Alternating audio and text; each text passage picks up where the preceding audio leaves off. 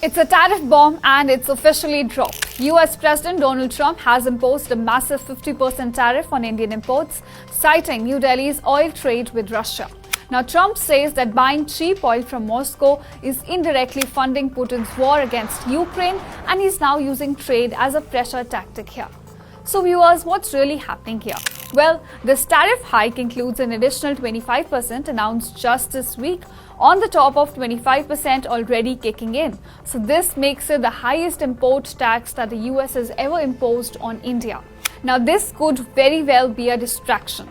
Trump claimed when he came to power that he would stop two wars, Russia, Ukraine and Israel-Hamas. But both the conflicts are still raging on, and on the domestic front, he has the Epstein bomb ticking.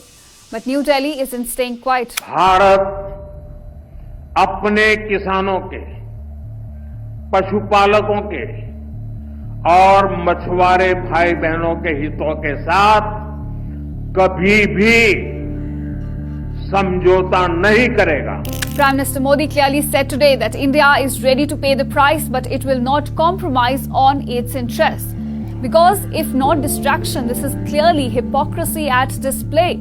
India has called the move unfair and selective, reminding Washington that energy needs for over 1.4 billion people cannot be dictated from across the ocean. And here's the kicker. Europe and the US still themselves trade with Russia. US imports uranium hexafluoride for use in nuclear power sector along with palladium, fertilizers, chemicals from Russia. While European Union continues to trade with Russia not just in energy but also in fertilizers, mining products, chemicals, iron and steel, machinery as well as transport equipment. So let's be honest here. Now this is Trump's trademark geopolitics, not free market policy.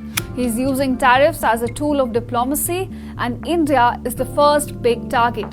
In fact, it's less about punishing Russia and more about controlling how allies behave.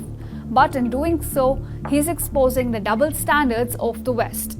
Because while India gets penalized, European countries keep importing Russian LNG and US continues selected trade too. No tariffs, no threats there. So here's the final takeaway. India is unlikely to bow. It's pushing for its strategic autonomy, and this tariff clash might just reshape the future of India-US relations.